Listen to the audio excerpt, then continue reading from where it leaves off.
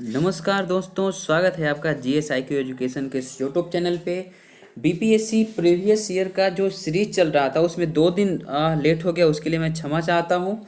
लेकिन आज से फिर हम लोग उसको शुरू कर रहे हैं। तो आज हम लोग जो देखेंगे वो बीपीएससी जो 1998 में जो एग्ज़ाम हुए थे प्रारंभिक परीक्षा के, उसको उसको हम लोग उसके प्रश्नों को व्याख्या सहित देखेंगे और देखेंगे कि कौन कौन से प्रश्न उस समय पूछे गए थे। या फिर इसको देखने से ये फायदा होगा कि आने वाले भी एग्जाम में रिपीटेड प्रश्न जो होते हैं बीपीएससी के वो पूछे जाते हैं। जी हाँ, रिपीटेड प्रश्न पूछे जाते हैं। अगर आप लोग पिछले 10 साल के प्रश्नों को आप अच्छे से अगर देख लेते हैं तो कम से कम आपका 20 से 25 प्रश्न, कम से कम 20 प्रश्न, आपका 20 अंक जो है ना वो निर्धारित हो जाता है। 20 से 25 अंक आपको मिलने की संभावनाएं बढ़ जाती है। और उसके साथ अगर व्याख्या देख लेते हैं, हम लोग व्याख्या भी पढ़ लेते हैं तो सोने पे सुहागा का काम करता है। क्योंकि एक व्याख्या से, एक प्रश्न के व्याख्या से हम लोग 4 प्रश्नों को और हल करने की नॉलेज को गेन कर लेते हैं। तो ये 42वें बीपीएससी 1998 में पूछा गया प्रश्न है। उस समय जो प्रारंभिक परीक्षा हुई थी बीपीएससी की प्रीलिम्स की, तो उसको उसको हम लोग आज व्याख्या करेंगे, देखेंगे कौन कौन से प्रश्न उस समय पूछे गए थे। और अगर आप लोग इस चैनल पे नए हैं तो चैनल को सब्सक्राइब कर लीजिएगा, लाइक कर दीजिएगा और अपने दोस्तों को भी शेयर कर दीजिएगा कि बीपीएससी प्रीवियस ईयर का जो प्रश्न का जहाँ पर सीरीज है वो जीएस IQ एजुकेशन पे चल रहा है। तो ठीक है, इसका लाभ ताकि बहुत सारे और भी जो भी दोस्त हैं, जो भी तैयारी कर रहे हैं या जो भी पढ़ने वाले हैं, वो इसका लाभ उठा सके। ठीक है। और पिछला अगर वीडियो आप लोगों ने नहीं देखा है तो डिस्क्रिप्शन बॉक्स में जाइए, वहाँ से लिंक मिल जाएगा और वहाँ से लिंक के थ्रू आप लोग देख सकते हैं। प्लेलिस्ट में भी चले जाइए, वहाँ पे बहुत सारे बीपीएससी के स्टडी मटेरियल को प्रोवाइड करवाया गया है। एनसीईआरटी सार संग्रह है, उसके बाद से घटना चक्र का भी मैंने कुछ करवा रखा है, आप लोग वहाँ से कर सकते हैं। इम्तियाज अहमद का बिहार स्पेशल भी मैंने ऑलरेडी करवा रखा है, तो उसको भी आप लोग देख करके फ़ायदा उठा सकते हैं, लाभ उठा सकते हैं और अपने दोस्तों को भी शेयर कर दीजिए। तो चलिए शुरू करते हैं। बीपीएससी 42वें बीपीएससी जो 1998 में जो एग्ज़ाम हुआ था उससे कौन कौन से प्रश्न पूछे गए थे और उसका हम लोग यहाँ पे विश्लेषण करेंगे और देखेंगे कौन कौन से प्रश्न है। तो चलिए पहला प्रश्न लेते हैं हम। तो गुप्त युग में भूमि राजस्व की दर क्या थी? तो गुप्त युग में जो भूमि राजस्व की जो दर थी वो थी आपको, तो भूमि राजस्व की जो दर थी वो थी उपज का छठा भाग, यानी कि इसका ऑप्शन बी सही होगा। निम्नलिखित में कौन सा क्षेत्र अशोक के साम्राज्य में सम्मिलित नहीं है? तो अफगानिस्तान पे भी अशोक ने राज किया था, उसके बाद से आपको बिहार पे भी था, कलिंग पे भी था और श्रीलंका पे अशोक ने अपना मतलब आधिपत्य नहीं किया था, उसके अशोक के राज में ये शामिल नहीं था। प्रसिद्ध 10 राजाओं के युद्ध में किस नदी के तट पे लड़ा गया? तो ये है परुसनी नदी के तट पे लड़ा गया था। जैसे कि मतलब इसका व्याख्या थोड़ा बहुत देख लेते हैं कि ऋग्वेद काल में भरत वंश के जो राजा सुदास थे तथा अन्य 10 जनों के बीच 10 राज्य युद्ध, यानी जो है वो परुसनी, जिसको हम लोग अभी परुसनी नदी को रावी नदी के नाम से जानते हैं, रावी। ठीक है, रावी नदी के तट पर लड़ा गया था। अन्य 10 जनों में से थे कौन कौन थे? तो 10 जनों का नाम आप लोग देख सकते हैं। तो पुरुष यदु, तुर्वसु का नाम आता है, फिर अनु, द्रहु, अकीन, पख्त, मालानस, विषाणी तथा शिवा थे। ठीक है, नेक्स्ट देखते हैं हम लोग कि ऋग्वेद का कौन सा मंडल जो है पूर्णतः सोम को समर्पित है? तो ये जो है 9वां मंडल, यानी कि सी ऑप्शन इसका सही होगा। 9वां मंडल जो है वो सोम को समर्पित है। तबकात ये नासिरी का लेखक कौन था? तो मिनहाज उस सिराज था। अलाई दरवाजा का निर्माण किसने करवाया था? तो अलाउद्दीन खिलजी ने करवाया था। हुमायूं नामा की रचना किसने किया था? तो ये गुलबदन बेगम, यानी कि ये जो थी बाबर की बेटी थी गुलबदन बेगम, और ये इसकी सौतेली बहन थी, हुमायूं की सौतेली बहन थी। ठीक है, नेक्स्ट देखते हैं कि दिल्ली के लाल किले का निर्माण किसने करवाया था? तो दिल्ली के जो लाल किले का जो निर्माण करवाया था शाहजहां ने। ऐसा माना जाता है कि शाहजहां का जो काल था वो स्थापत्य कला का स्वर्ण युग था। ठीक है, नेक्स्ट देखते हैं कि अंग्रेजों ने श्रीरंगपट्टनम की संधि किसके साथ की थी? तो अंग्रेजों ने जो श्रीरंगपट्टनम की जो संधि थी वो टीपू सुल्तान के साथ की थी। टीपू सुल्तान कौन था? तो हैदर अली का बेटा था। आगे देखते हैं कि 1857 ईस्वी के विद्रोह का नेतृत्व बिहार में किसने किया था? तो 1857 ईस्वी के विद्रोह का जो नेतृत्व था उसने कुंवर सिंह ने किया था। ठीक है, कुंवर सिंह। और नेक्स्ट देखते हैं कि भारतीय राष्ट्रीय कांग्रेस का प्रथम अधिवेशन कहाँ हुआ था? तो ये बम्बई में हुआ था। और वो कौन सा कॉलेज था, तो गुरु तेजपाल एक विद्यालय था, वहीं पे हुआ था। ठीक है, नेक्स्ट देखते हैं 12वां नंबर प्रश्न क्या पूछा गया है। तो इसमें पूछा गया है कि वर्ष 1905 में बंगाल विभाजन किस वायसराय ने किया था, तो लॉर्ड कर्जन ने किया था। लॉर्ड कर्जन ने बंगाल विभाजन किया था। नेक्स्ट देखते हैं कि नील कृषकों की दुर्दशा पर लिखी गई पुस्तक नील दर्पण के रचयिता कौन थे। नील दर्पण किसने लिखा था, तो दीनबंधु मिश्र ने लिखा था। और ये प्रश्न जो है हमेशा पूछा गया है, हमेशा पूछा जाता है।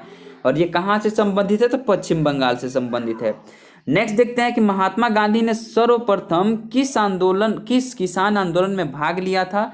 तो महात्मा गांधी ने सबसे पहले चंपारण में भाग लिया था। चंपारण सत्याग्रह में भाग लिया था। कब हुआ था, 1917 में। ठीक है, महात्मा गांधी ने सर्वप्रथम 1917 में भाग लिया था। और यहाँ के जो किसान थे वो 3 कठिया पर था, यानी कि 3/20 यानी 20 कट्ठा में 3 कट्टे पे ये लोग क्या करते थे, नील की जबरन खेती करवाते थे, जिसका मतलब अनिवार्य रूप से नील की खेती करनी पड़ती थी। और उसी को ये दूर करने के लिए ये आंदोलन यहाँ पे हुआ 1917 में, चंपारण आंदोलन के नाम से उसको जाना जाता है। ठीक है, तो महात्मा गांधी ने सर्वप्रथम किस आंदोलन में भाग लिया था, तो चंपारण में। ओके, नेक्स्ट देखते हैं कि प्रथम मगध साम्राज्य का उत्कर्ष किस शताब्दी में हुआ था। तो प्रथम मगध साम्राज्य का जो उत्कर्ष है वो ईसा पूर्व 6वीं शताब्दी में हुआ था। नेक्स्ट देखते हैं कि पाटलिपुत्र के किस शासक ने सर्वप्रथम अपनी राजधानी बनाया था। तो चंद्रगुप्त मौर्य ने पाटलिपुत्र को अपना सर्वप्रथम राजधानी बनाया था। नालंदा विश्वविद्यालय की अगर हम बात करें तो ये किस लिए विश्व प्रसिद्ध था, तो यहाँ पे बौद्ध धर्म दर्शन के लिए प्रसिद्ध था। आगे देखते हैं कि बिहार के किस नेता ने महात्मा गांधी के साथ किसान आंदोलन का नेतृत्व किया था। तो बिहार के जो नेता थे वो राजकुमार शुक्ल थे। इन्होंने महात्मा गांधी के साथ क्या हुआ कि ये आंदोलन का नेतृत्व किए। जैन धर्म के प्रवर्तक महावीर स्वामी का जो जन्म कहाँ हुआ था, तो ये कुंड ग्राम में हुआ था। वैशाली भी ऑप्शन दिया, तो वैशाली के कुंड ग्राम में हुआ था। तो सही ऑप्शन कौन सा है, तो सी आंसर सही है। नेक्स्ट देखेंगे कि भारतीय राजनीति में वर्ष 1947 के बाद किस महिला ने सर्वाधिक योगदान दिया। तो इसका जो आंसर होगा वो अरुणा आसफ अली होंगी। ठीक है, नेक्स्ट देखेंगे कि एक कार बैटरी में प्रयुक्त विद्युत अपघट्य कौन सा होता है, तो सल्फ्यूरिक अम्ल होता है, जिसको H2SO4 के नाम से जाना जाता है। ठीक है, नेक्स्ट देखते हैं 22 नंबर प्रश्न देखेंगे कि 1 पिकोग्राम बराबर कितना होता है।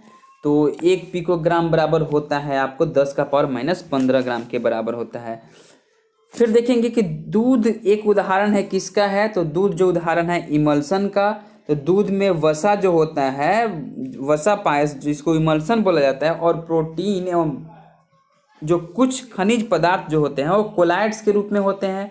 इसके अलावा बहुत से खनिज लवण, लैक्टोज तथा जल में विलय विटामिन भी मौजूद होते हैं। ठीक है, नेक्स्ट देखेंगे कि निम्नलिखित में, थोड़ा सा जूम आउट करते हैं, कि निम्नलिखित में कौन सी गैस ओजोन परत के लिए अवक्षय के लिए उत्तरदायी है।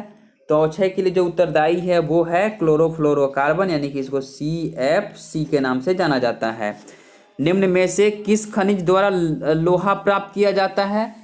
तो इसका जो आंसर होगा हेमेटाइट के द्वारा लोहा प्राप्त किया जाता है। विटामिन सी का रासायनिक नाम क्या है, तो एस्कॉर्बिक अम्ल विटामिन सी का नाम है, रासायनिक नाम है। नेक्स्ट देखते हैं कि सूर्य का ऊर्जा निर्माण होता है। तो इसका ऑप्शन बी सही होगा, नाभिकीय संलयन के द्वारा। सूर्य पर ऊर्जा का निर्माण जो होता है वो नाभिकीय संलयन प्रक्रिया द्वारा होता है। सूर्य के वायुमंडल में जो 71% जो होता है वो क्या होता है, हाइड्रोजन होता है। यहाँ पे हाइड्रोजन मैं लिख देता हूँ H2। ठीक है, और उसके बाद से जो 27% जो होता है, 27% जो होता है वो होता है आपका हीलियम होता है, He होता है। ठीक है, और यही हाइड्रोजन जो होता है हीलियम में परिवर्तित होते रहता है। ठीक है, तो नाभिकीय संलयन के द्वारा होता है। 28 नंबर प्रश्न देखेंगे हम कि 28 नंबर, निम्नलिखित में किसमें कार्बन नहीं है। तो किसमें कार्बन नहीं है, तो इनमें से कोई नहीं, चूंकि हीरा में भी कार्बन होता है, कोयला में भी कार्बन होता है, ग्रेफाइट में भी कार्बन होता है। सर CV रमन को भौतिकी का नोबेल पुरस्कार कब प्राप्त हुआ था। तो 1930 में CV रमन को भौतिकी का नोबेल पुरस्कार प्राप्त हुआ था। पानी का अधिकतम घनत्व कहाँ होता है, पानी का घनत्व अधिकतम होता है कहाँ, कितना डिग्री पर, तो 4 डिग्री सेल्सियस पे पानी का घनत्व जो होता है अधिकतम होता है। भूपर्पट्टी पर में पाया जाने वाला तत्व कौन सा है, भूपर्पट्टी में सर्वाधिक पाया जाने वाला तत्व कौन सा है, तो इसका जो आंसर होगा ऑक्सीजन जो है भूपर्पट्टी पर सर्वाधिक पाया जाता है। नेक्स्ट देखते हैं कि प्लास्टर ऑफ पेरिस का सूत्र क्या है, तो प्लास्टर ऑफ पेरिस का जो सूत्र है वो आपका CaSO4.12H2O है। ठीक है, प्लास्टर ऑफ पेरिस का सूत्र जो रासायनिक सूत्र होता है CaSO4.12H2O होता है। ठीक है, नेक्स्ट देखते हैं कि ध्वनि का वायु में वेग अनुमानतः कितना है, तो ध्वनि में एक क्वेश्चन छूट गया यहाँ पे। निम्नलिखित में से कौन सा अम्ल सिरके में उपस्थित होता है, तो सिरके में उपस्थित अम्ल जो है ऑक्जेलिक अम्ल होता है। ठीक है, ऑक्जेलिक अम्ल नहीं, एसिटिक अम्ल होता है। एसिटिक अम्ल जो होता है वो सिरके में उपस्थित होता है। ठीक है, नेक्स्ट देखते हैं कि ध्वनि का वायु में वेग अनुमानतः कितना है, तो ध्वनि में वायु का वेग अनुमानतः है 330 मीटर पर सेकेंड होता है। ठीक है, डी ऑप्शन इसका 33 का डी होगा, एसिटिक अम्ल होगा, और ध्वनि का वायु में वेग अनुमानतः है 330 मीटर पर सेकेंड होगा। ओके, नेक्स्ट देखते हैं कि सूर्य के प्रकाश को धरती की सतह पर पहुंचने में लगने वाला समय क्या है, तो सूर्य के प्रकाश को धरती पर लगने वाला जो समय है वो 8 मिनट 5 सेकेंड यानी कि 8.5 मिनट है। ओके, 8 मिनट 5 सेकेंड नहीं, 8.5 मिनट है। ठीक है, देखते हैं आगे वाला प्रश्न क्या है कि स्टील को कठोरता प्रदान करने के लिए बढ़ाई जाती है, किसकी मात्रा बढ़ाई जाती है, तो क्रोमियम की जो मात्रा है वो बढ़ा दी जाती है। क्यों, तो स्टील को कठोरता प्राप्त करने के लिए इसमें क्रोमियम की जो मात्रा होती है वो 5% बढ़ाई जाती है। ठीक है, 5% मात्रा मिलाई जाती है। यह बहुत ही कठोर होता है और इससे तिजोरी भी बनाया जाता है, और उसके बाद से बॉल बेयरिंग भी बनाया जाता है। ठीक है, तथा पत्थर काटने वाली मशीनों के जो है होते हैं दांत होते हैं ना, उसको भी बनाया जाता है।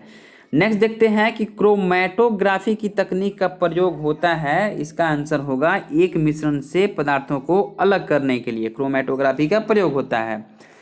नेक्स्ट देखते हैं कि घरेलू LPG सिलेंडरों में दाब मापक नहीं प्रदान किए जाते हैं, क्योंकि ये LPG सिलेंडरों में गैस की मात्रा को प्रदर्शित नहीं कर सकते हैं, इसीलिए। ठीक है, नेक्स्ट देखते हैं कि प्रकाश विकिरणों की प्रकृति होती है, प्रकाश विकिरणों की प्रकृति जो होती है तरंग के समान होती है और कण के समान होती है। दोनों ऑप्शन इसका सही होगा। ठीक है, क्यों, तो प्रकाश विकिरणों की प्रकृति तरंग तथा कण दोनों के समान होती है, तथा कुछ घटनाओं में क्या होता है उसकी तरंग जो होता है वो क्या होता है, चेंज हो जाता है। ठीक है, तरंग उसकी जो होती है तरंग और प्रवृत्ति प्रबल हो जाती है, और कुछ में प्रकाश की कण प्रकृति स्पष्टतः जो है उभर कर सामने आती है, इसी को प्रकाश की दोहरी प्रवृत्ति भी कहा जाता है।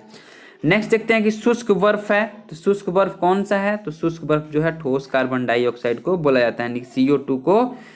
ठीक है, शुष्क बर्फ के नाम से भी जाना जाता है। ठीक है,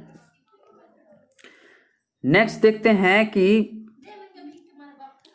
नेक्स्ट क्वेश्चन को हम लोग यहाँ पे छोड़ेंगे, क्योंकि ये मैथ्स का प्रश्न है और मैथ्स का प्रश्न 10 प्रश्न पूछे जाते हैं, तो इसको हम लोग छोड़ देंगे।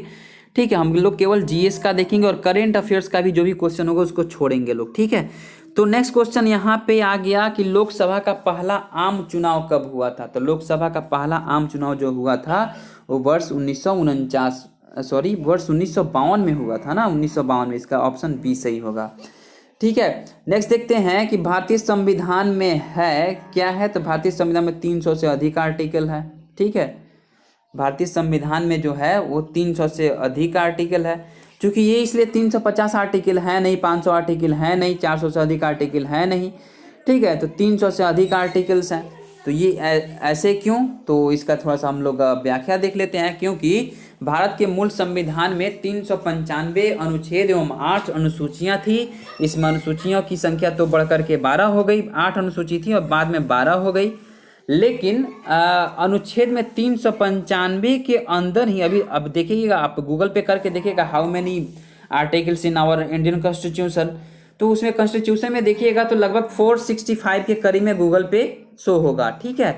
लेकिन ये आपको पता होना चाहिए कि 395 जो मूल संविधान का अनुच्छेद है, इसी में उपखंड जोड़ करके 465 के करीब में किया गया है, ठीक है, उपखंड जोड़ा गया है, ठीक है। लेकिन जो मूल अनुच्छेद जो है वो हमारा 395 ही है, ठीक है। नेक्स्ट देखते हैं कि भारतीय संविधान की प्रस्तावना में भारत को किसके रूप में घोषित किया गया है। तो आप लोग ऑप्शन को अच्छे से देख लीजिए, ठीक है। तो इसको जो है एक प्रभुत्व संपन्न समाजवादी धर्मनिरपेक्ष प्रजातांत्रिक गणतंत्र के रूप में इसको मतलब घोषित किया गया है। निम्नलिखित में से कौन सा मूल अधिकार नहीं है। तो निम्नलिखित में से जो संपत्ति का जो अधिकार है ये मूल अधिकार नहीं है, इसको 300 का जो ए है उसमें इसको रख दिया गया है, ओके। नेक्स्ट देखते हैं कि भारतीय संविधान के केंद्रीय सरकार के आदिवासी शक्तियों को किसमें निहित किया गया है। तो ये केंद्रीय मंत्रिमंडल में निहित किया गया है। आमतौर पर भारत के प्रधानमंत्री कौन होते हैं। तो आमतौर पर भारत के जो प्रधानमंत्री होते हैं वो लोकसभा का एक सदस्य होता है, ठीक है। लोकसभा में कम से कम कितने सत्र बुलाए जाते हैं। तो वर्ष में कम से कम 2 बार बुलाए जाने की मतलब वो है, ठीक है, 2 बार बुलाए जाते हैं। लोकसभा में के जो मतलब सत्रों के बीच की अधिकतम अवधि जो होती है वो 6 माह होती है और कम से कम वर्ष में 2 बार सत्र को बुलाना अनिवार्य है। राज्यसभा के सदस्य चुने जाते हैं, कितने वर्ष के लिए चुने जाते हैं, ठीक है। तो राज्यसभा के जो सदस्य जो होते हैं वो 6 वर्षों के लिए चुने जाते हैं और 2 वर्ष पे क्या होता है कि उनका जो टेन्योर होता है मतलब फिर मतलब रिटायर हर एक मतलब करते जाते हैं, ठीक है। और 6 वर्ष के लिए राज्यसभा के सदस्य चुने जाते हैं। कौन से राज्य सबसे अधिक प्रतिनिधि लोकसभा में भेजता है। तो सबसे अधिक प्रतिनिधि जो लोकसभा में भेजता है वो उत्तर प्रदेश भेजता है, ठीक है। आगे देखते हैं कि भारत के सर्वोच्च न्यायालय की स्थापना कब हुई थी। तो भारत के सर्वोच्च न्यायालय की जो स्थापना हुई थी भारत सरकार अधिनियम 1935 के अधीन हुई थी। कैसे। तो भारत के सर्वोच्च न्यायालय की स्थापना भारत सरकार अधिनियम 1935 के तहत की गई। इसका जो शुभारंभ है वो भारत स्वतंत्रता के बाद 28 जनवरी 1950 को हुआ और इसमें मुख्य न्यायाधीश सहित कुल 31 न्यायाधीश हैं, ठीक है। आगे देखते हैं हम लोकसभा के कार्यकाल को पूरा होने के पहले भंग किया जा सकता है। किसके द्वारा भंग किया जा सकता है। तो प्रधानमंत्री की सिफारिश पर राष्ट्रपति के द्वारा भंग किया जा सकता है। सफलतापूर्वक कार्य हेतु पंचायती राज को पूरे सहयोग की जरूरत पड़ती है। किसकी। तो ये स्थानीय जनता की पंचायती राज को जरूरत पड़ती है। नेक्स्ट देखते हैं कि 8वीं योजना के अंतर्गत जीडीपी की निम्न स्तर तक बढ़ाने का लक्ष्य निर्धारित किया गया था। तो 5.6% इसको मतलब 8वीं योजना के अंतर्गत जीडीपी को बढ़ाने का लक्ष्य रखा गया था। भारत में अधिकांश व्यक्ति बेकार है, ठीक है। तो ये कितना। तो कृषि में जो भारत में अधिकांश व्यक्ति जो है वो कृषि में बेकार है। कैसे। तो भारत में कृषि क्षेत्र में लगे अधिकांश व्यक्ति बेकार है क्योंकि उन्हें पूरे वर्ष काम नहीं मिल पाता, उसमें प्रचंड बेरोजगारी की स्थिति पाई जाती है। मतलब कि एक ही काम में जबरदस्ती लगे रहना, ठीक है। कोई काम नहीं है तो फिर क्या करेंगे, उसी में लगे रहेंगे ना, इसी वजह से। आगे वाला प्रश्न देखते हैं कि नवीनतम जनगणना के अनुसार भारत में जनसंख्या की औसत वार्षिक वृद्धि दर क्या है। तो औसत वार्षिक वृद्धि दर जो है कमी का रुख दिखाती थी, वृद्धि दर कमी का रुख दिखाती थी, ठीक है।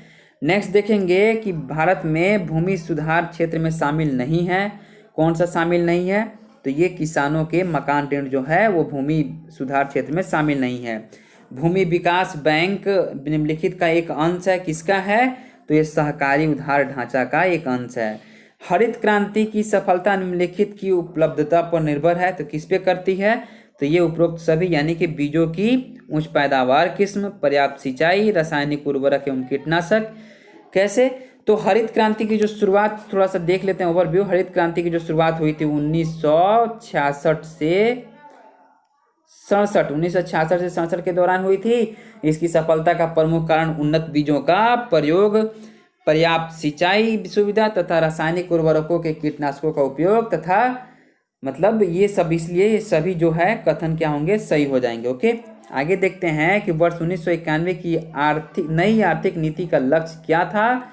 तो ये जो लक्ष्य था वो था ये सभी यानी कि उदारीकरण, निजीकरण और भूमंडलीकरण, यानी कि इसका जो होगा ग्लोबलाइजेशन, भूमिकरण का ग्लोबलाइजेशन, इसका उदारीकरण का लिबरलाइजेशन, प्राइवेटाइजेशन और ग्लोबलाइजेशन। ठीक है। अब 70 नंबर क्वेश्चन देखेंगे कि भारत में सबसे अधिक गेहूं उत्पादक राज्य कौन सा है? तो उत्तर प्रदेश सर्वाधिक गेहूं उत्पादक राज्य है। निम्नलिखित में से कौन से सबसे बड़ा, निम्नलिखित में सबसे बड़ा एकल साधन कौन सा जिसमें भारत में राजस्व कर से सरकार को आय प्राप्ति होती है?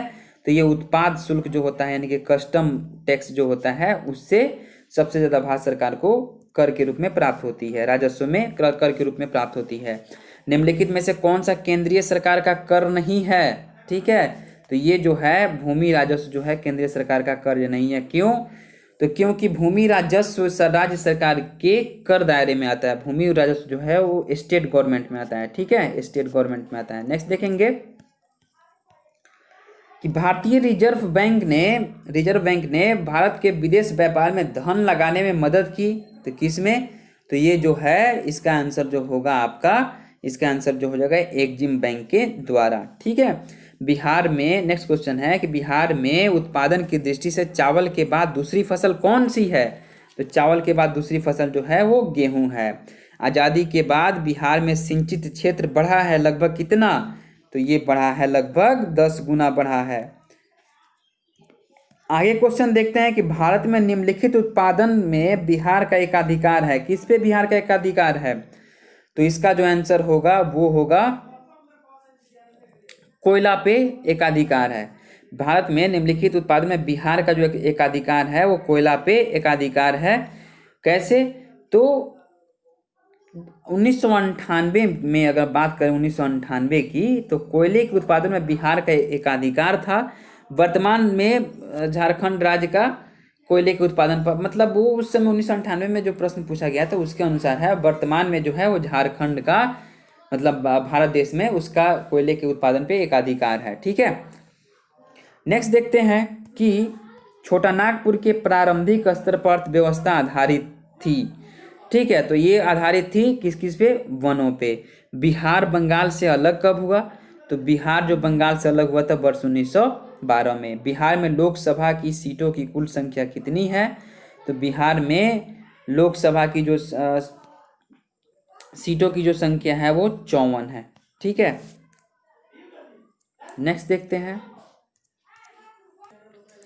ये जो है बिहार में लोकसभा की सीटों की संख्या जो 54 उस समय के अनुसार थी, मतलब 1998 में जब हुआ था तब, लेकिन वर्तमान में जो है वो 40 है। और राज्यसभा की सीटों की संख्या कितनी है? तो 16 है। ठीक है।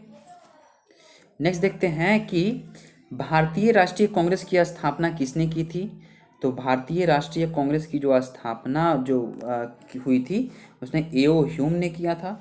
बंगाल विभाजन से जुड़े भारत के वायसराय का नाम बताइए। तो ये बंगाल विभाजन लॉर्ड कर्जन, मतलब उस समय मतलब वो वहीं थे जिन्होंने किया था। ये जो बंगाल विभाजन हुआ था 16 अक्टूबर, ठीक है, 16 अक्टूबर 1905 को हुआ था। 1905 को हुआ था। इस समय भारत का वायसराय जो लॉर्ड कर्जन जो था, ये लॉर्ड कर्जन जो था ये 1899 से लेकर के 1905 तक इसने मतलब वो उसका टेन्योर था। ठीक है। और इसने क्या किया कि बंगाल का विभाजन कर राष्ट्रवाद की जो थी ना, राष्ट्रवाद को कमजोर करने की कोशिश किया था। ओके। नेक्स्ट देखते हैं कि वंदे मातरम गीत किसने लिखा है? तो वंदे मातरम सब किसी को पता होगा। वंदे मातरम जो गीत जो है वो बंकिम चंद्र चटर्जी ने लिखा। पूर्ण स्वराज का प्रस्ताव लाहौर कांग्रेस में पारित किया गया। वर्ष कब पारित किया गया? तो ये 1929 में पूर्ण स्वराज का जो लाहौर में जो हुआ था ना कांग्रेस का अधिवेशन, उसी समय ये मतलब पूर्ण स्वराज का लक्ष्य रखा गया था, प्रस्ताव रखा गया था। हिंदुस्तान सोशलिस्ट रिपब्लिकन आर्मी के संस्थापकों में से एक थे। कौन थे? तो ये थे भगत सिंह थे। हिंदुस्तान सोशलिस्ट रिपब्लिकन यानी कि HSRA, ठीक है, हिंदुस्तान सोशलिस्ट रिपब्लिकन आर्मी। और इसके पहले इसका पुराना जो नाम था HRA, हिंदुस्तान रिपब्लिकन आर्मी, जिसमें चंद्रशेखर आजाद लोग मिलकर के इसको स्थापित किए थे। ठीक है। नेक्स्ट देखते हैं कि स्वराज मेरा जन्मसिद्ध अधिकार है और मैं इसे लेकर के रहूंगा, यह कथन जो है, यह वक्तव्य जो है किसने कहा था? तो सबको ही जानता है भाई, बाल गंगाधर तिलक ने कहा था। ठीक है, बाल गंगाधर तिलक ने। मुस्लिम लीग द्वारा पाकिस्तान की मांग करने का प्रस्ताव किस वर्ष पारित हुआ था? तो ये 1940 में पारित हुआ था। कैसे? तो मुस्लिम लीग ने 1940 में क्या किया कि लाहौर में जो अधिवेशन में लीग के अध्यक्ष जो थे वो मुस्लिम लीग के जो अध्यक्ष थे वो मोहम्मद अली, जिन्होंने भारत से एक अलग पृथक मुसलमान राष्ट्र बनाने की क्या की थी? मांग की थी। ठीक है, नेक्स्ट देखते हैं 88 नंबर प्रश्न में क्या है। तो 88 नंबर प्रश्न में है, अगस्त 1932 में रैमजे मैकडोनाल्ड के सांप्रदायिक पंचायत द्वारा पहली बार एक पृथक निर्वाचन समूह बनाया गया। किसके लिए बनाया गया था? तो इसका जो आंसर होगा अछूतों के लिए एक पृथक जो है रैमजे मैकडोनाल्ड 1932 में सांप्रदायिक पंचायत बना था अछूतों के लिए। नेक्स्ट देखते हैं कि भारत और इसकी मांगकर्ता कौन थे? तो वही कौन थे? मतलब भीमराव अंबेडकर, BRA भीमराव अंबेडकर। ठीक है, और भीमराव अंबेडकर ने मतलब इसकी मांग की थी। भारत सरकार अधिनियम 1935 ने समाप्त की। क्या समाप्त की? तो इसने प्रांतीय द्वैध शासन जो थी उसको समाप्त कर दी। देखते हैं अगला 90 नंबर प्रश्न को देखेंगे हम कि स्वराज आम जनता के लिए होना चाहिए, केवल वर्गों के लिए नहीं, के प्रसिद्ध सूत्र की घोषणा किसने की थी? तो ये CR दास ने की थी। ठीक है, आगे देखते हैं कि अखिल भारतीय कांग्रेस कमेटी ने भारत छोड़ो प्रस्ताव पास किया, वर्ष कब पास किया? तो ये जो पास किया था ये 1942 में भारत छोड़ो आंदोलन को प्रस्ताव जो है पास किया गया। नेक्स्ट देखते हैं कि आज़ाद हिंद सरकार के निर्माण की घोषणा कब की गई थी? तो 21 अक्टूबर 1943 को आज़ाद हिंद सरकार के निर्माण की घोषणा की गई थी। कैसे? तो 21 अक्टूबर 1943 को SC बोस यानी कि सुभाष चंद्र बोस ने क्या किया कि सिंगापुर में आज़ाद हिंद फौज की क्या किए कि निर्माण की घोषणा कर दी। नेक्स्ट देखते हैं कि चंपारण आंदोलन से कौन संबंधित नहीं था? तो चंपारण आंदोलन से संबंधित जयप्रकाश नारायण नहीं थे, बाकी राजेंद्र प्रसाद थे, JB कृपलानी थे और अनुग्रह नारायण सिन्हा। ये गांधी जी के साथ साथ घूमते थे और यहाँ के किसानों की हालात को समझते थे और सुनते थे। स्वामी सहजानंद सरस्वती का यानी स्वामी सहजानंद का संबंध किससे था? तो ये जो था बिहार के किसान आंदोलनों के साथ था। नेक्स्ट देखते हैं कि बेगूसराय में चौकीदारी करके विरुद्ध आंदोलन एक हिस्सा था, किसका था? तो ये जो था वो सविनय अवज्ञा आंदोलन का एक हिस्सा था। नेक्स्ट देखेंगे कि गौ रक्षा मुद्दे पर बिहार के शाहाबाद, गया एवं पटना जिले में भयानक हिंदू मुस्लिम दंगे हुए, कब हुए थे? तो ये जो हुए थे 1917 में हुए थे। ठीक है, नेक्स्ट देखेंगे कि वर्ष 1908 के छोटा नागपुर कास्ट अधिनियम ने रोक लगाई थी किस पे? तो ये खूंट जो कट्टी भूमि प्रथा थी उस पे मतलब ये रोक लगाई थी। आगे देखेंगे हम कि हम बहुत बड़ी भूल करेंगे यदि हम बिहार की जनता और उनके मंत्रिमंडल के लीग के नेताओं के हिंसक व असभ्य आक्रमणों के आगे आरक्षित छोड़ देंगे। वर्ष 1946 में यह किसने बात कही थी?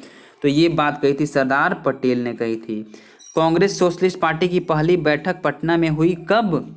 तो पटना में हुई थी 1934 में। ठीक है, और कौन किया था? तो वही थे संपूर्ण क्रांति के आह्वानकर्ता। कौन? अभी याद आया आप लोगों को? जयप्रकाश नारायण, JP नारायण। ठीक है, नेक्स्ट देखते हैं 100 नंबर प्रश्न देखेंगे हम यहाँ पे। तो बिहार में अलग प्रांत के लिए आंदोलन जिसके परिणाम स्वरूप वर्ष 1911 में बिहार एवं उड़ीसा के नए प्रांतों का निर्माण हुआ का नेतृत्व किसने किया था? तो इसका नेतृत्व जो किया था वो सच्चिदानंद सिन्हा ने किया था। ग्रह जिसका कोई उपग्रह नहीं है वो कौन सा है? तो बुध है भाई, सीधी सी बात है, बुध है। कैसे? तो बुध का कोई अपना प्राकृतिक उपग्रह नहीं है। शुक्र का भी कोई अपना जो है ना, शुक्र यानी कि जो सैटर्न है इसका भी कोई अपना प्राकृतिक उपग्रह नहीं है। पृथ्वी का एकमात्र प्राकृतिक उपग्रह क्या है? तो चंद्रमा है यानी कि मून है। ठीक है, सर्वाधिक उपग्रह जो है वो बृहस्पति के पास है। नेक्स्ट देखेंगे कि गल्फ स्ट्रीम है, ये भूगोल का प्रश्न है। गल्फ स्ट्रीम जो है क्या है? एक महासागर, ये धारा है। विश्व में सर्वाधिक जनसंख्या वाला देश कौन सा है? अरे भाई चीन ही तो है। ठीक है, लेकिन अब भारत भी इसका पीछे कर रहा है। कब तक कर लेगा भाई? तो 2000, अगर मैं गलत नहीं हूँ तो 2027 तक। ठीक है, और 104 नंबर प्रश्न देखते हैं। जोहान्सबर्ग विख्यात है, जोहान्सबर्ग विख्यात है कहाँ, क्यों? तो जोहान्सबर्ग स्वर्ण खनन के लिए। जोहान्सबर्ग है कहाँ पे? तो साउथ अफ्रीका में है भाई। याद रखिएगा, साउथ अफ्रीका में। पिग्मी जो है ना वो कहाँ के निवासी हैं? तो पिग्मी जो है वो अफ्रीका के निवासी हैं। पिग्मी जनजाति जो है अफ्रीका के निवासी हैं। भारत की सर्वोच्च भारत की सबसे ऊंची पर्वत चोटी कौन सी है? तो भारत की सर्वोच्च जो ऊंची चोटी है वो गॉडविन अस्टीन है। गॉडविन अस्टीन, ठीक है, गॉडविन अस्टीन है। कैसे? तो भारत की सर्वोच्च ऊंची चोटी गॉडविन अस्टीन, जिसको केटू के नाम से जाना जाता है, यानी कि काराकोरम भी इसको बोला जाता है, ठीक है। इसकी ऊंचाई जो है 8,612 मीटर है। यह काराकोरम श्रेणी में स्थित है। नेक्स्ट देखेंगे कि शिवालिक श्रेणी का निर्माण किससे हुआ है? तो शिवालिक श्रेणी का जो केनोजोइक पीरियड में निर्माण हुआ है। रेगुर नाम है। रेगुर किसका नाम है? तो ये काली मिट्टी का नाम है। दिल्ली है, क्या है? तो एक केंद्र शासित प्रदेश है ना। दिल्ली क्या है? तो केंद्र शासित प्रदेश है। नेक्स्ट देखेंगे कि कावेरी जल विवाद किसके किसके बीच में है? तो कावेरी जल विवाद जो है वो कर्नाटक एवं तमिलनाडु के बीच में है। गारो जनजाति कहाँ की है? तो गारो जनजाति जो है वो मेघालय की है, ठीक है। भाखड़ा नांगल एक संयुक्त परियोजना है, कहाँ, किसकी? तो भाखड़ा नांगल जो है वो संयुक्त परियोजनाएं हैं, किसकी? हरियाणा, पंजाब और राजस्थान की। कैसे? तो भाखड़ा नांगल परियोजना हरियाणा, पंजाब एवं राजस्थान की एक परियोजना है, मतलब संयुक्त रूप से परियोजना है। यह किस नदी पे है? तो सतलज नदी पे है। सतलज, ये किस नदी पे है? तो सतलज नदी पे है, ठीक है। जो देश की सबसे बड़ी बहुउद्देशीय परियोजना है, सबसे बड़ा बहुउद्देशीय परियोजना है, ठीक है। भाखड़ा बांध संसार का सबसे ऊंचा गुरुत्वीय बांध है। कितना मीटर है? तो 226 मीटर, 226 मीटर है। नेक्स्ट देखते हैं कि अगला प्रश्न कि कोंकण रेल जिन राज्यों से गुजरती है वे कौन कौन सी है? तो कोंकण रेल जो है महाराष्ट्र, गोवा और कर्नाटक से होकर के गुजरती है, ठीक है। महाराष्ट्र, गोवा, यानी कि ये भारत का हो गया ना, तो ये भारत का निचला पोर्शन हो गया भारत के मैप का। तो यहाँ महाराष्ट्र, फिर यहाँ गोवा और फिर कर्नाटक, ये तीनों राज्यों से होकर के गुजरती है। बिहार की सुमेश्वर श्रेणी है, क्या है बिहार की सुमेश्वर श्रेणी? तो बिहार की मतलब उपरोक्त सभी से नई, मतलब पारस की पहाड़ी से भी नई है, राजमहल की पहाड़ी से भी नई है, खड़गपुर पहाड़ी से भी नई है। 115वां प्रश्न देखेंगे कि बिहार में दामोदर प्रवाहित होती है कहाँ से? एक कास्ट प्रदेश से प्रवाहित होती है। आगे देखेंगे कि बिहार के कुल भौगोलिक क्षेत्र का वनाच्छादित प्रतिशत है लगभग कितना है? तो 116 का जो आंसर होगा वो होगा 17% है। बिहार में भारी मशीन निर्माण प्लांट कहाँ स्थित है? तो ये है रांची में स्थित है।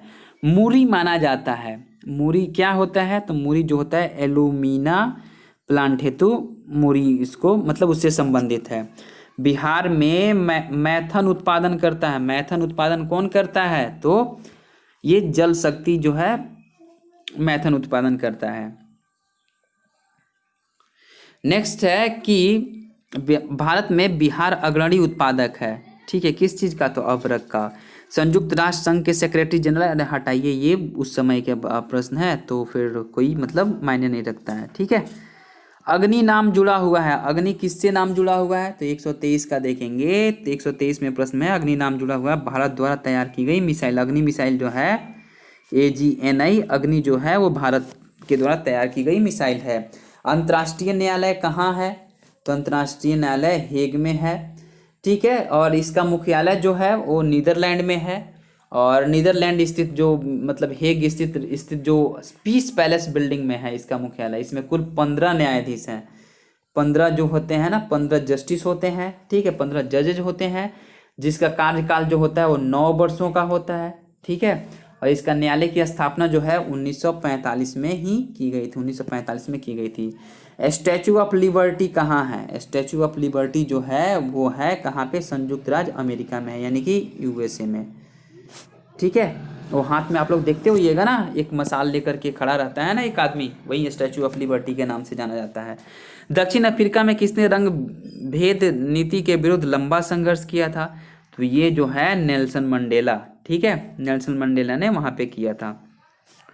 127 नंबर प्रश्न को देखेंगे हम लोग।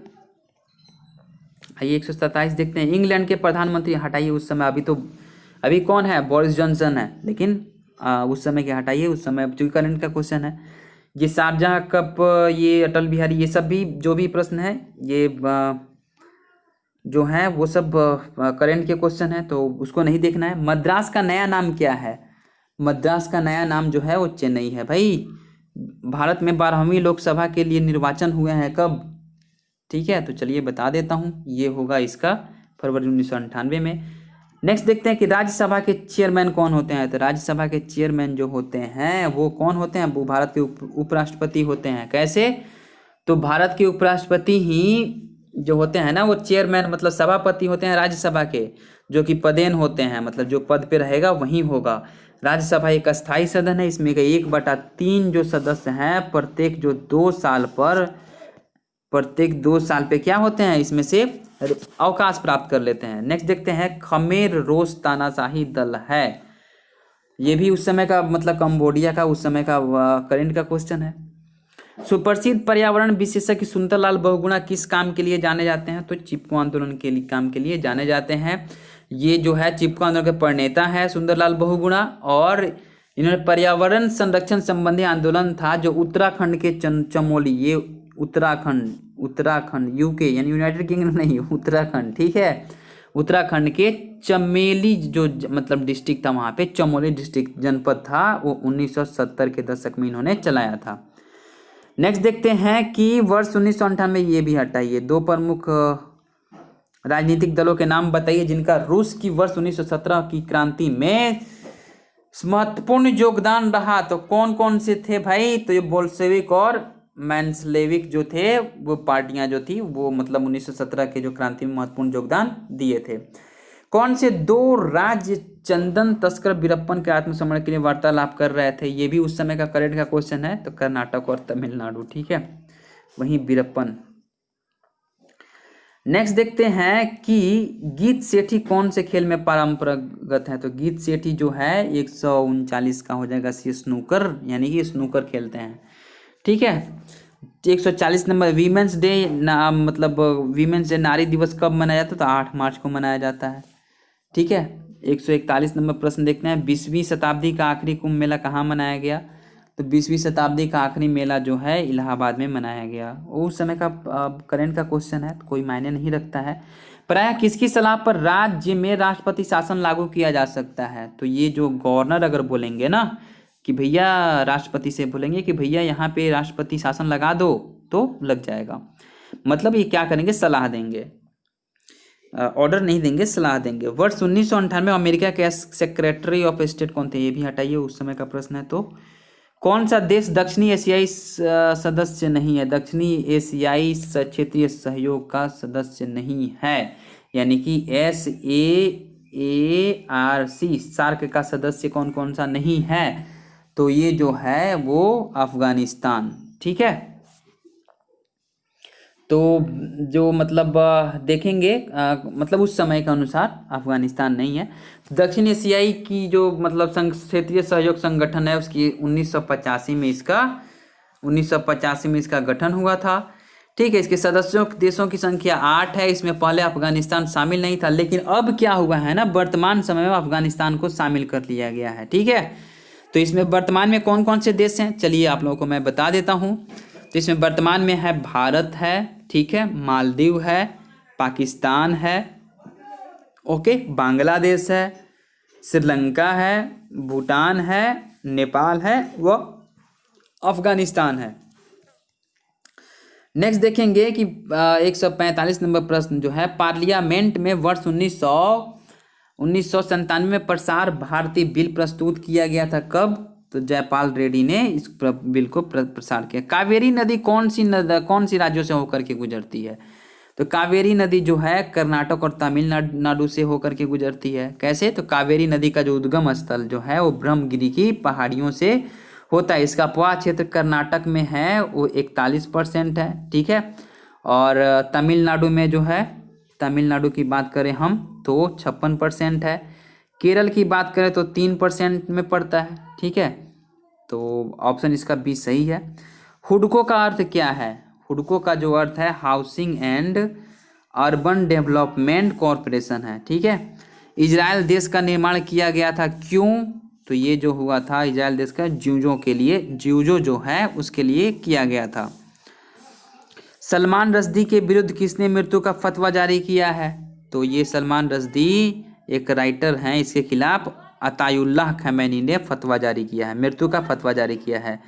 मदर टेरेसा की जन्मभूमि कौन सी है? मदर टेरेसा की जो जन्मभूमि जो है वो है आपकी अल्बानिया है। ठीक है, मदर टेरेसा की जन्मभूमि अल्बानिया है। तो चलिए दोस्तों, आप लोगों को कैसा लगा ये बीपीएससी का जो 1998 में जो 42वीं प्री हुआ था, इसका ये आप लोगों को कैसा सीरीज लगा बताइएगा, व्याख्या कैसा लगा। और आप लोग अगर चाहते हैं तो प्लीज़ शेयर कीजिए, इसको सब्सक्राइब कीजिए और चैनल को बहुत ढेर सारा प्यार दीजिए। और कमेंट में बताइए कि अगला एपिसोड बनना चाहिए कि नहीं बनना चाहिए, क्योंकि मैं 2 दिन के बाद में इसको बना रहा हूँ। तो अच्छा खासा अगर आप लोगों का रिव्यू रहेगा, व्यूज रहेगा, और उसके बाद से अच्छा खासा आप लोगों का सुझाव, कमेंट, लाइक से सब रहेंगे, तो आगे वाला भी प्रीवियस ईयर का मैं प्रश्न को बनाने का कोशिश करूँगा। और हाँ, एक चीज़ याद रखिएगा, इग्नोर मत कीजिए इसको। इग्नोर अगर आप लोग कीजिएगा तो फिर दिक्कत है, क्योंकि बहुत सारे प्रश्न, मैं बोल तो रहा हूँ ना, कम से कम 25 प्रश्न आपके प्रीवियस ईयर से मैच कर जाएंगे। या मैं तो ये भी बोल रहा हूँ कि 30+ क्वेश्चन भी हो सकते हैं। अगर 10 साल का आप लोगों ने प्रीवियस ईयर देख लिया तो 30+ क्वेश्चन आपका उसी से हो जाएगा, क्योंकि सीमित है ना। बिहार स्पेशल में कुछ नया चीज़ तो पूछेगा नहीं। हिस्ट्री, इंडियन मॉडर्न हिस्ट्री हो गया, एंशियंट हो गया, मिडिवल हो गया, उससे कुछ ज़्यादा प्रश्न क्वेश्चन सेटर कहाँ से लेकर के आएंगे इतना प्रश्न। ज्योग्राफी का वही हाल है। बस हाँ, एक करेंट का होता है, बस लैंग्वेज केवल चेंज हो जाता है। ठीक है, लैंग्वेज चेंज हो जाता है, बाकी प्रश्न वही सब रहते हैं। ठीक है, करेंट अफेयर्स का प्रश्न हमेशा बदलते रहता है, मैथ का प्रश्न बदल सकता है, लेकिन हिस्ट्री, ज्योग्राफी और फिर से बिहार स्पेशल, ये सब का प्रश्न नहीं बदल सकता है। तो इस मतलब GSIQ एजुकेशन पे आप लोग जुड़े रहिए और देखते रहिए। स्टे मोटिवेटेड ऑलवेज और स्टे ट्यून्ड, और मिलते हैं फिर नेक्स्ट एपिसोड में। और तब तक के लिए अगर आप लोग इस चैनल पे नए हैं कोई, तो आप लोग इसको सब्सक्राइब भी ज़रूर कर लीजिएगा। टेलीग्राम को ज़रूर ज्वाइन कर लीजिए, वहाँ पे अपडेट मिलते रहेंगे। ओके, मिलते हैं फिर नेक्स्ट एपिसोड में। तब तक के लिए आप सभी को बहुत बहुत धन्यवाद वीडियो के अंत तक बने रहने के लिए।